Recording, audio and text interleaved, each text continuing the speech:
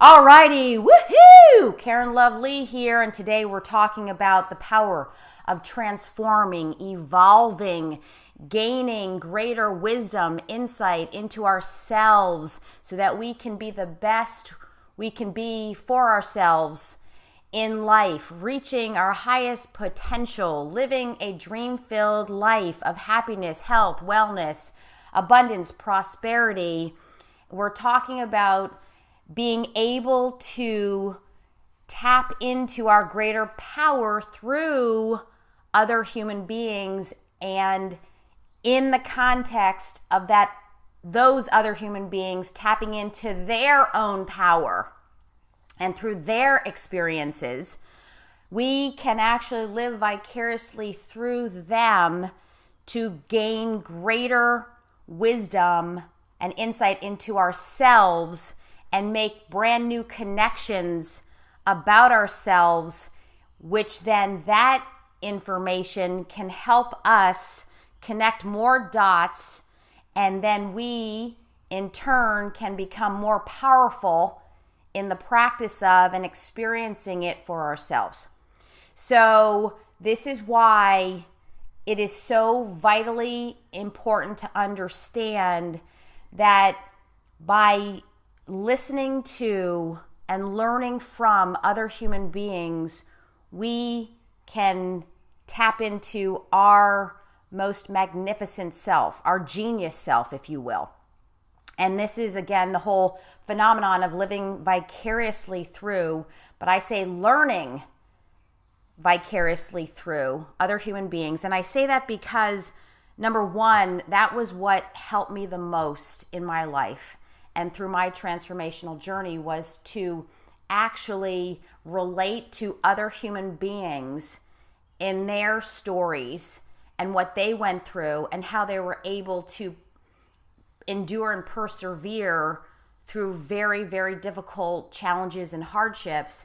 And in just listening to them, again, in the context of empowerment and transformation, I was able to see so much of myself in every one of those human beings. And that was most of what helped me, was to hear their real stories, not philosophy, not the how-to, is when they said, I was this way, and then I realized this, and then I went through this, and then I fell hard, but this is the thing that made me want to keep going. All that was probably had the most impact on me.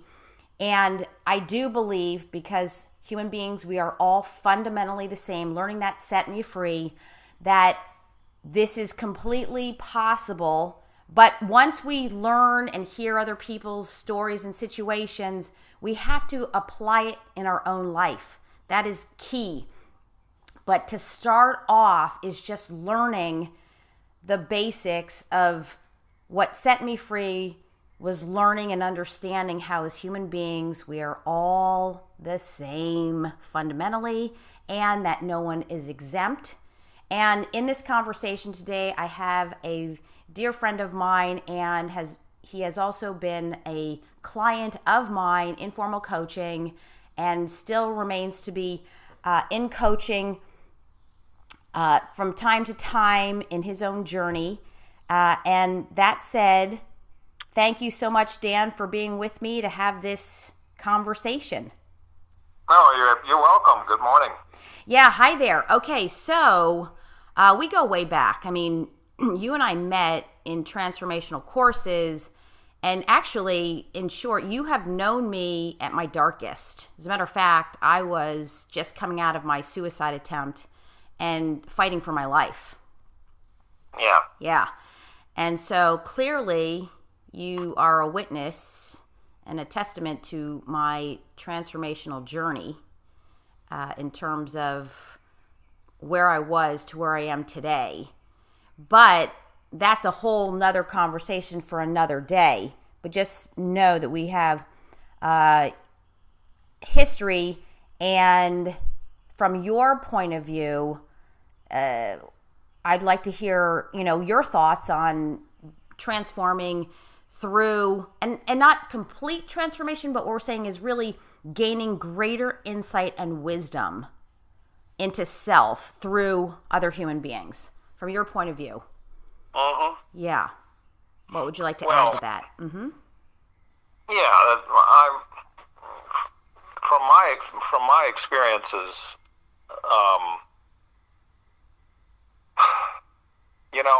I wasn't ever in such a space where you were considering suicide, but that's not really entirely true. The thoughts definitely occurred to me on multiple occasions. Yeah, I attempted it though. You never attempted. That's where we draw the line in the sand. No, I never attempted it. Yeah, but you've thought about it. Mm-hmm. But I certainly thought about it. Mm-hmm. In the past. But what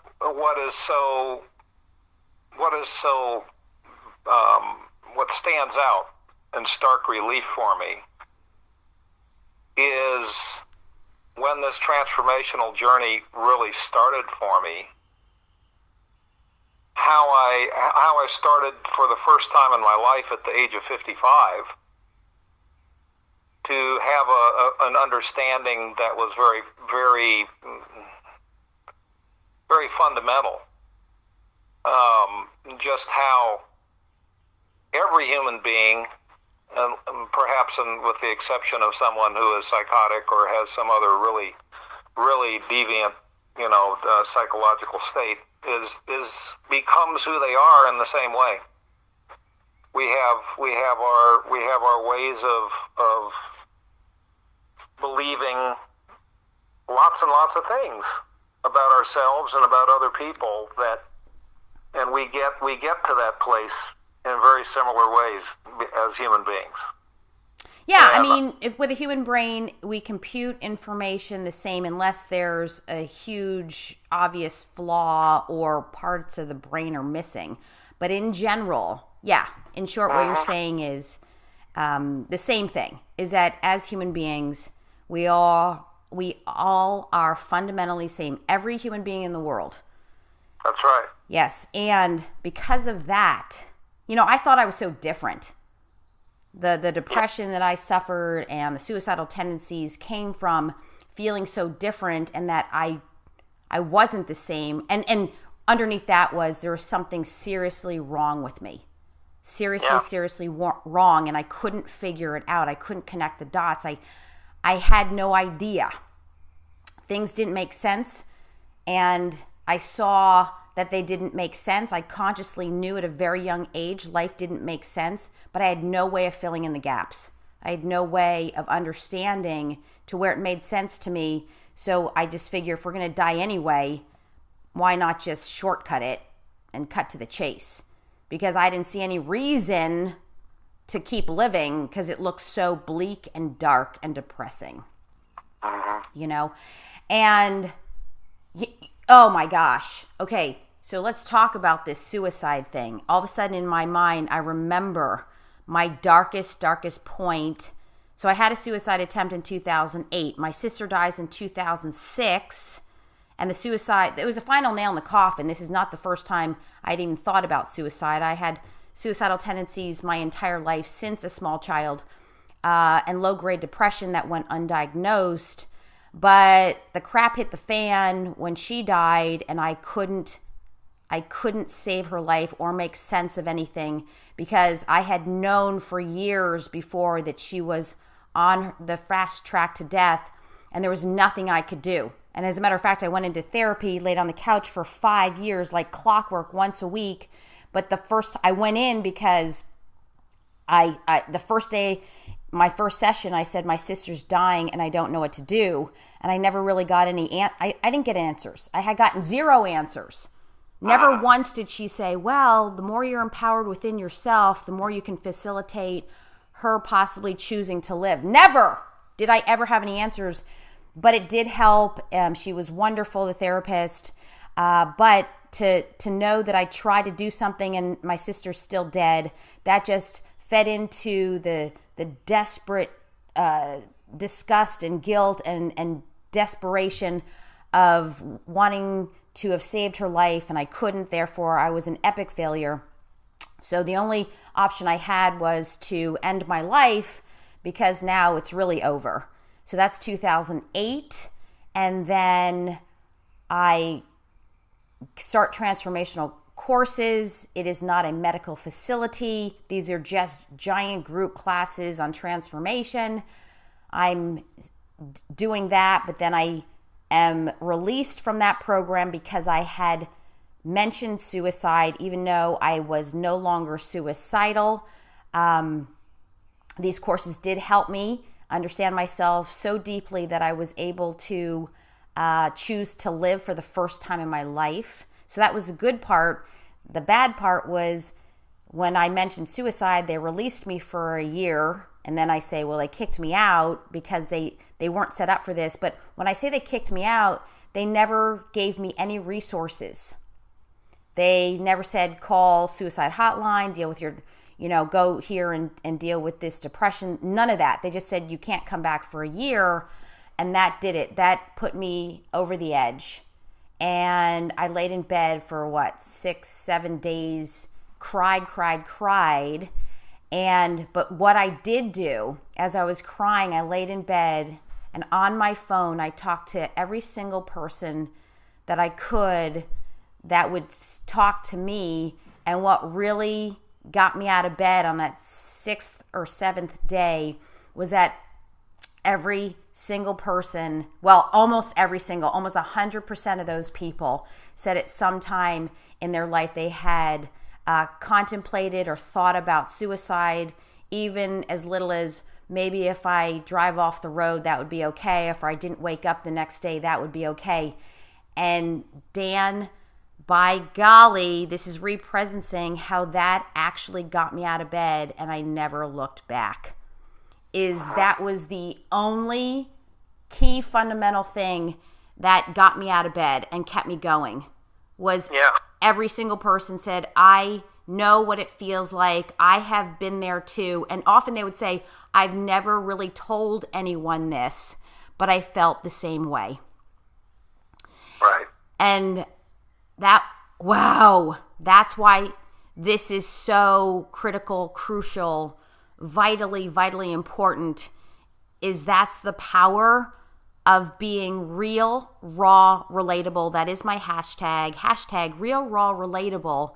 And the power of that to help empower other human beings is beyond radically, incredibly, incredibly mind-blowing that we can do that, and yet we can. It's that relatability. And so anyway, so to be able to relate in such a deep, profound way. And here's another thing. There was no judgment and no criticism. As a matter of fact, you were one of the people that I spoke to, I believe. Yes. Do you remember that? Oh, I certainly do. Oh my God. Okay. I barely remember. I just know that we knew each other then. Yeah. You were crying a lot. Yep. I was sobbing. Mm-hmm. And crying. What else do you remember? Well, the actual conversation is now 8 years old, approximately 8 years ago. But I think what I really remember saying to you,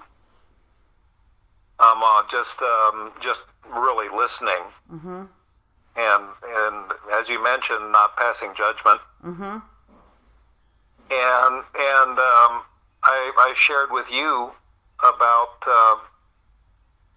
how I came fractions of a second away from just driving into a bridge abutment at 75 miles an hour. Right. And it was just this staring at the bridge abutment coming up on my right and just considering how easy it would be to go over there and just have everything end. Oh, yeah. And you know what? Now I'm remembering that now. Yeah. And that occurred to me more than once. Yeah, exactly. Yeah. That was the thing that we never knew about people, right? We never really knew, that never came up in conversation. But when the crap was hitting the fan and I'm laying in bed sobbing, crying, and being so vulnerable, that's what connected me to every single human being I spoke with. And again, I say there was no judgment, no criticism. They just allowed me to be where I was, and then they just related back, oh yes, I know that feeling, I was there too. I don't remember any advice, and I didn't want to hear any advice because advice wasn't going to help me. I didn't want to hear, oh, this is what you need to do. F you. No, there wasn't anything to do. It was all about just being and being allowed to be where I was, who I was in that moment, and having other human beings say, you know what, it's okay. Allow yourself to be there. I'm here with you on the phone, and I can relate more than I care to admit. I can relate to your situation. Right. And yeah, and I think, wow, that's mind-blowing right there, Dan, because as I'm speaking, I'm thinking that's all I really remember. Mm-hmm. And maybe people did say things. Oh, go ahead. Sorry. Go ahead. Yeah, you weren't really completely isolated in the place and the space where you were at that time. You weren't actually isolated, and you certainly weren't alone. But there it was. Before you had those conversations, that was hard for you to believe. Yes, exactly. But you said it. And that was the biggest part, is now I truly experienced not feeling so isolated and alone. As a matter of fact, I was so not alone. Complete opposite. Because if almost 100% of those people said I felt the same way at some point, I was so not alone. And these were people that I had no idea, and it wasn't like they were people from a suicide prevention group. No. So that's what's so interesting, is these were other friends that were seeking transformation and self-development, self-improvement. But this is what I'm talking about, is really no judgment, no criticism, allowing myself to be where I was, not being talked out of my feelings and emotions.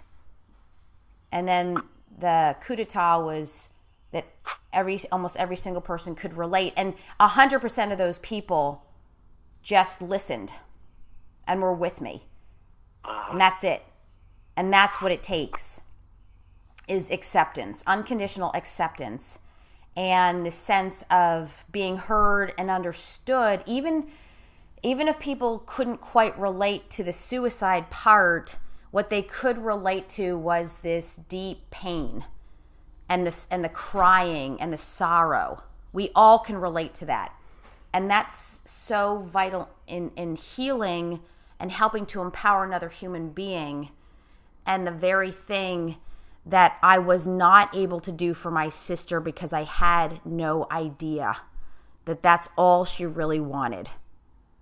Because I was a go-getter, and I was a person who, here are the solutions, here's what we do, this is how we do it, this is what we learn, this is what we study, and statistics show, and none of that mattered. And the one thing, I had to go through everything I did with my sister when she died in 2006, but because of what I experienced and how painful it was, it helped me to absolutely shift my beingness and who I am to be a greater facilitator to help another human being choose to live. And I had to go through that to get here. And once again, through another human being are we able to really gain the most profound, cathartic information, philosophies, wisdom, so that we can be the absolute most powerful we can be with the hugest compassion and empathy. Whew! So, wow. I really appreciate you, Dan, going back in time with me to talk about that, because that's what this particular conversation is all about. And so, is there anything, either with me or someone else, Dan, for you, that you tapped into and relating so profoundly that comes up right away that you can think of? I know there are many things you've said with me that you could relate to, but anything, sticking out in your mind? Well, there's just so many, because but pick the big one. You mentioned being in a large group class or seminar. Yeah. And those classes, in my experience, are so alive and effective because people lower their guard, their shields that they have up to deny their own vulnerability. Yeah. And once you become vulnerable, which is what you were doing when you called people, when you were so deep down in the valley, the emotional valley you were in, and that's why it worked for you, because you were completely vulnerable. And that's what people do in these transformational sessions. Is not everybody is the same, and not everybody can be eloquent or be as vulnerable as some others. It's just a case of where everyone is in their own development.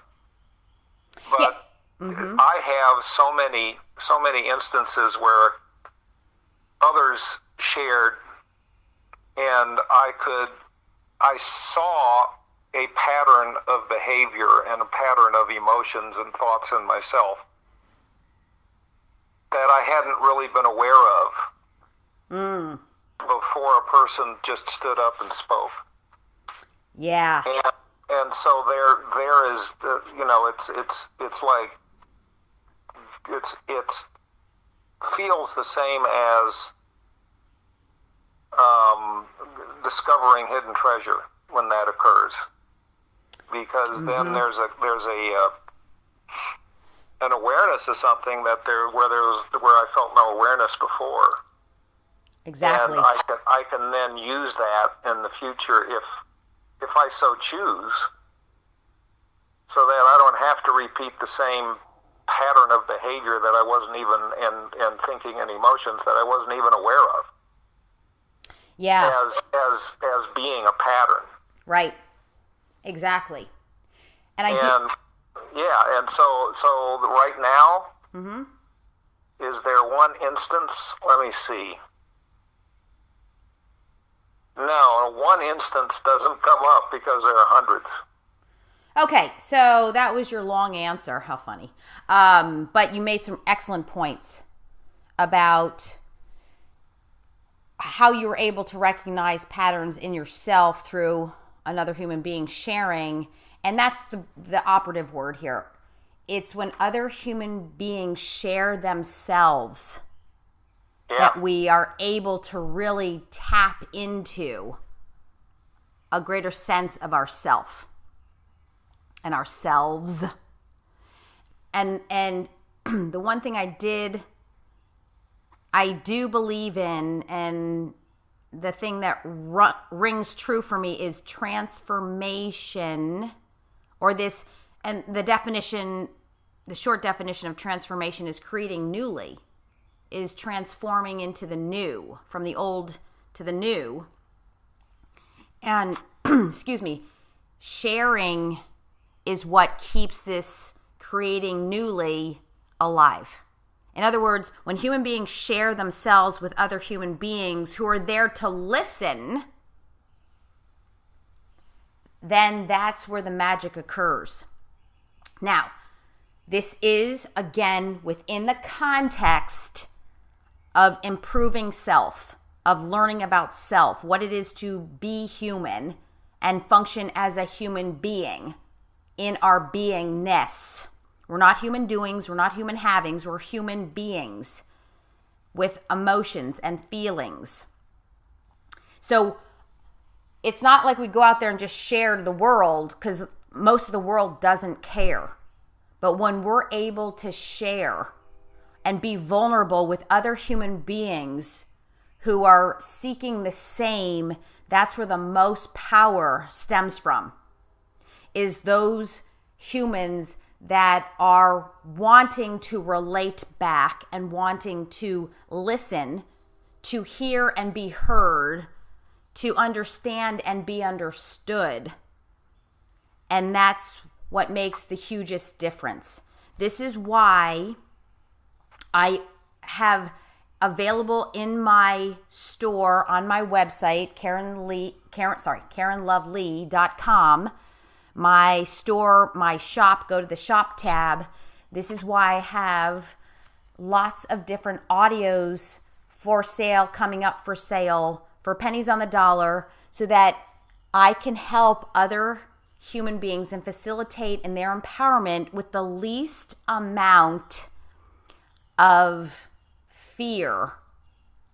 So that's another point I want to bring up is, okay, on top of the effectiveness of being coached through another human being and being empowered through another human, and this is within the guise of being coached and looking for solutions, connecting the dots, filling in the blanks, filling in the gaps, no longer having blind spots. So we have that aspect, but it also, this is what I love more than anything, is in the listening and learning vicariously through another human being. It absolutely has the least amount of triggering effect within ourselves into our own fears and our own shame, humiliation, pain, because that's the first thing to come up. So in my private practice, the hardest part of my job is to override those self-defense coping mechanisms, the guards, if you will, the defenses that are really just masks and cover-ups for the underlying invisible unconscious fear and fears all along the way from early childhood. Whenever the fear is triggered, again, unless we're blatantly being murdered, that fear is going to get triggered, but it's not going to be obvious. It's going to show up as symptomatic. And so that fear is a problem. And so when we're getting direct coaching, there's more propensity for that fear to be triggered, but by listening to other people being coached, it mitigates that fear mechanism, and it's much easier to learn and get brand new information that is going to be the most effective in our healing and empowerment process. Does that make sense, Dan? Yeah, it does. Mm-hmm. There's absolutely no doubt that most of the time, in my case, before my journey started in transformation, I started to realize after my journey started just how ruled by and shut down I was by self-defense coping mechanisms, as you put it, which is a very good way to put it. That's exactly right. And that's all relatable to fear. Yep. Yeah. And it was remarkable to me to start to really see how universal that appeared to be. Yeah. It seemed like everybody in that I heard and listened to in these classes and later on in life have that characteristic of these self-defensive coping mechanisms, which are generally not something that they're really looking at in themselves. They don't see them that way, and I didn't see it that way in my case. In most cases, right, and we're not going to. And here's why: is because unless we have that information, we're not going to be looking. The brain, the human brain, it's major job is to keep us alive. It's all about survival. That's right. Right? Having a pulse and breathing and being alive versus living life to the fullest possible. That is not an option with the human brain if it's built primarily for survival. And so this is what really gets in the way in terms of going for our deepest desires, passions, goals, endeavors, aspirations. Is this fear trigger is a problem. But the big thing here is how important it is to understand the power of learning through other people and how effective this can be. But not just effective, how wonderful it is. Here's the best part of it, is what's really set me free, thinking I was such a loser and such a failure and there's something seriously wrong with me. To understand that all human beings on the planet will at some level feel the same way to certain degrees. This completely set me free in terms of going, oh my gosh, I'm not alone. I'm not the only one. As a matter of fact, I am with the rest of humans, and therefore I'll never be alone.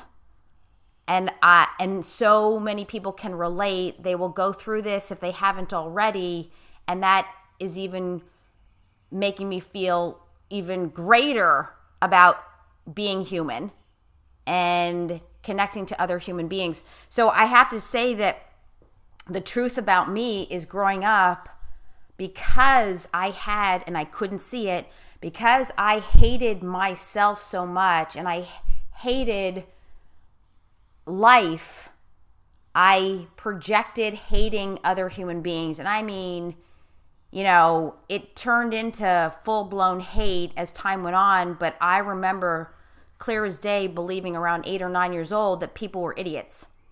And I don't know that I use the word idiot, but I'm like, I don't like people. But I was really saying that because I never liked myself. But I didn't know it was stemming from me not liking myself. And so automatically the brain has to perceive it and project it outward to our external conditions and circumstances.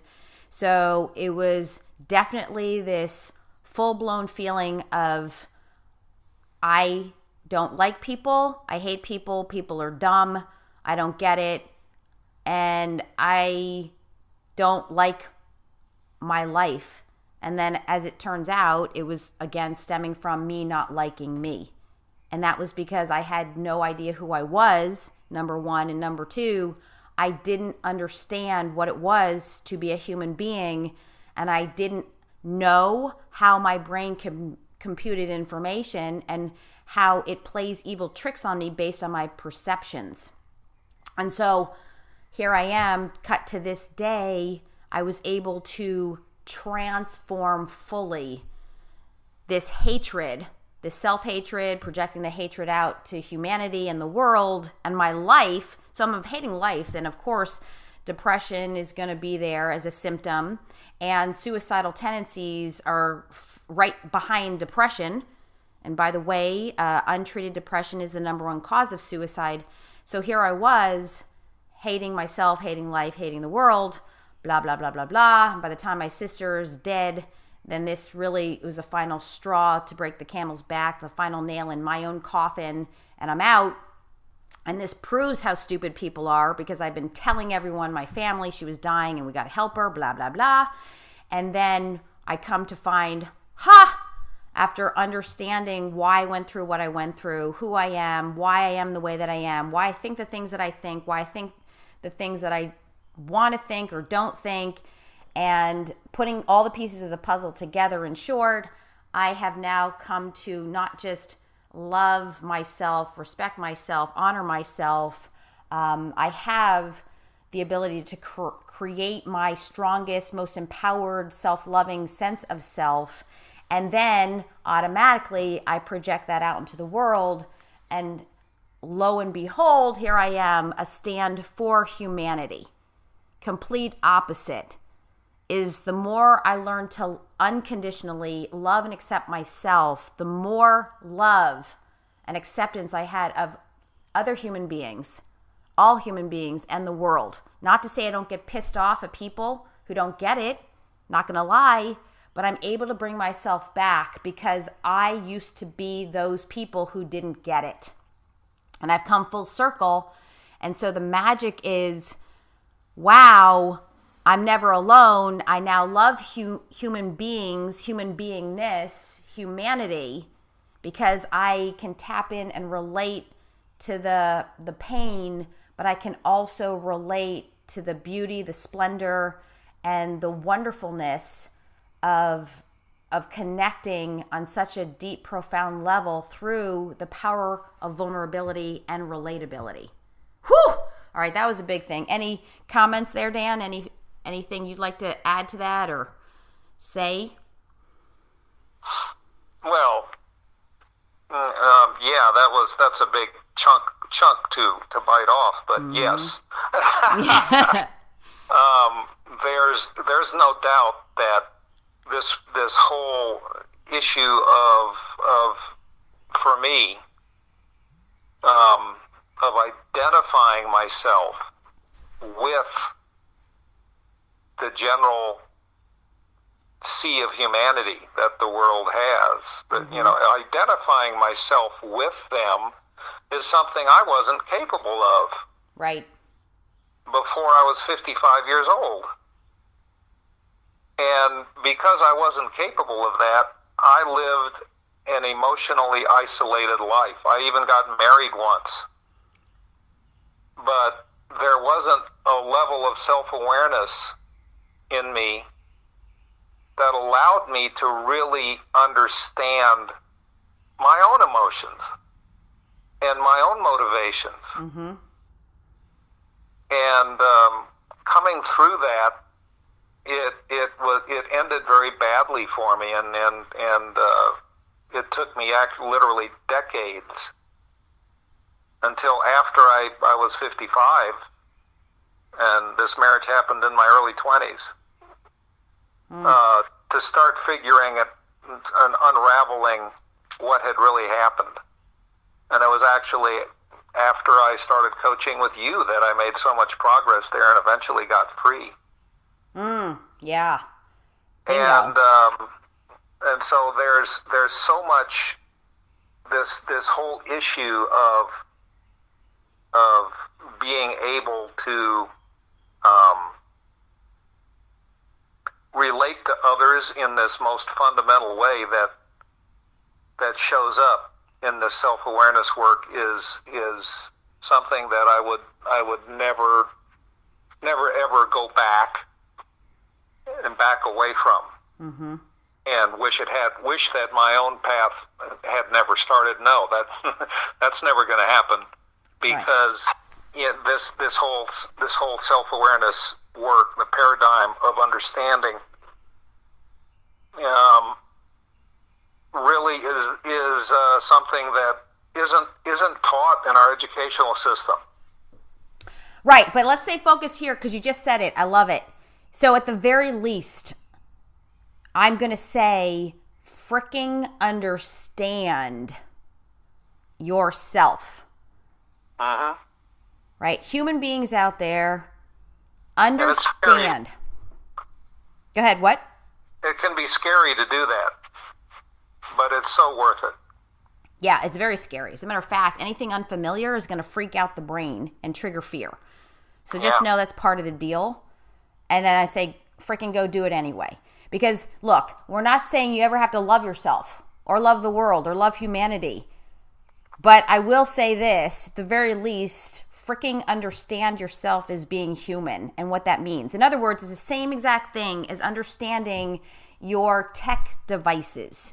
The more you understand how your iPhone works, your Android phone works, your PC, your tablet, whatever equipment you have, your car, there's an instruction manual.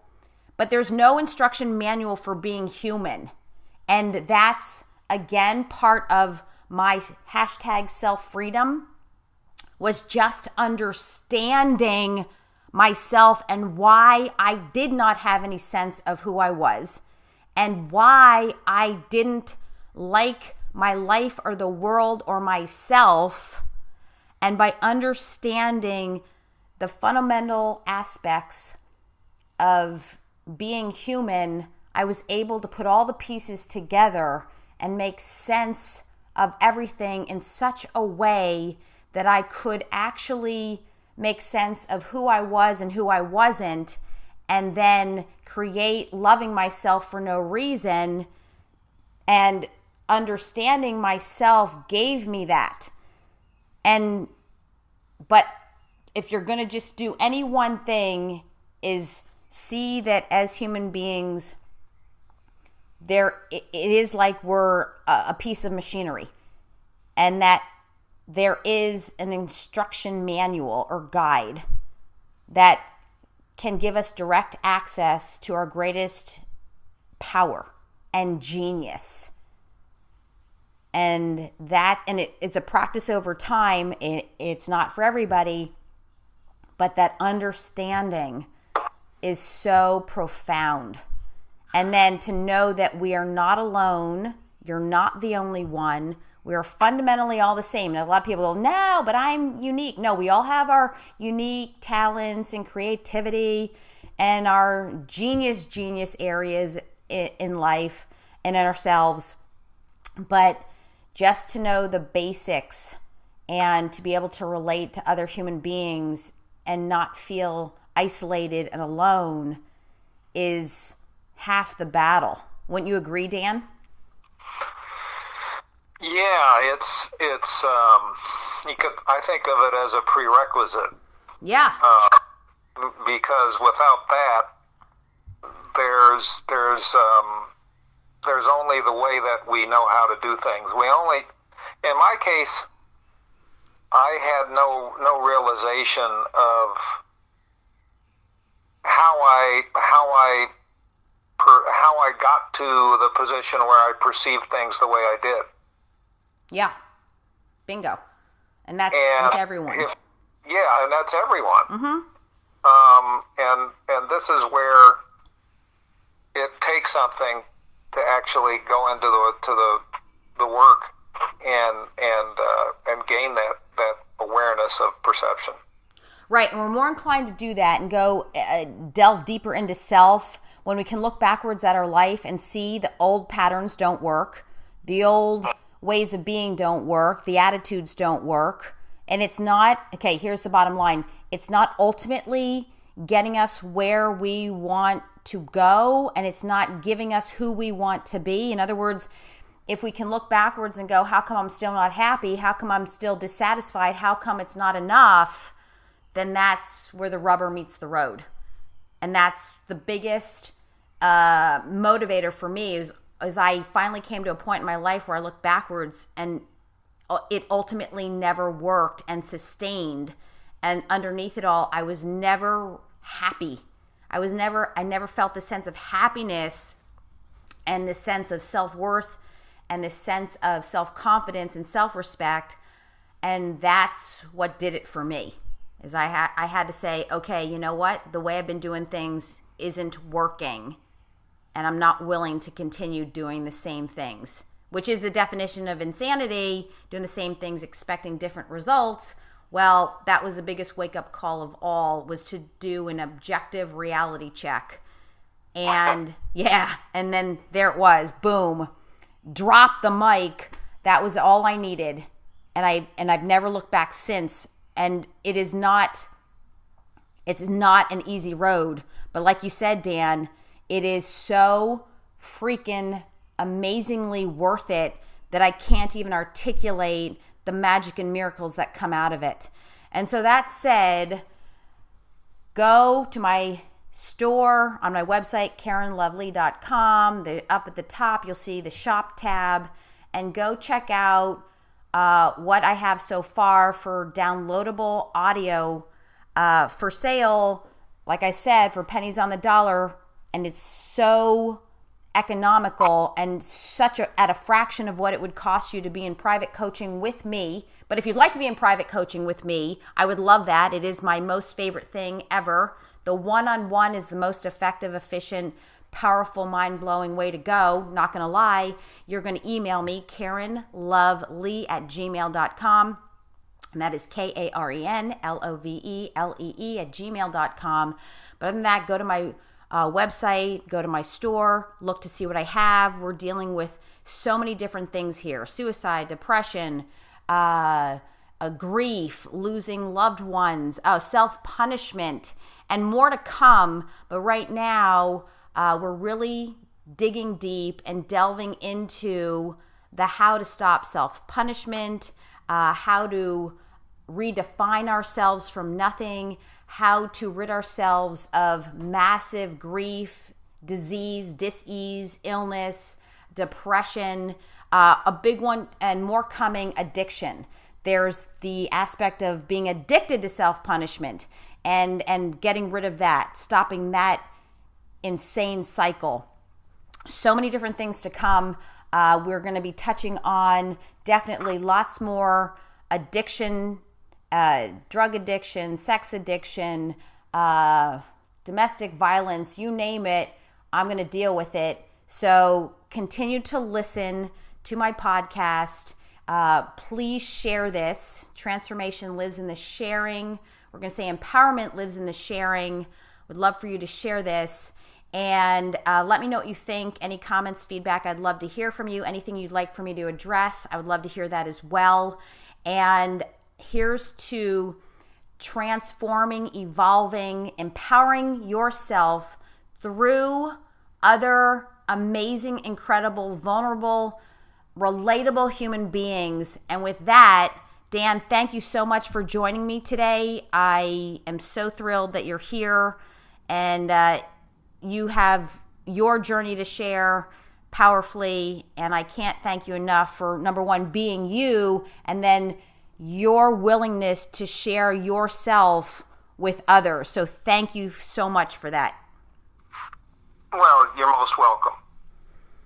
Okay, so until next time, ladies and gentlemen, please join me, and I'm wishing you miracles, magic, and the truest, most profound understanding of yourself. And in that, you are able to own your genius and your talents and know that you are beyond extraordinary and you deserve every single solitary dream, desire, passion you could ever wish for.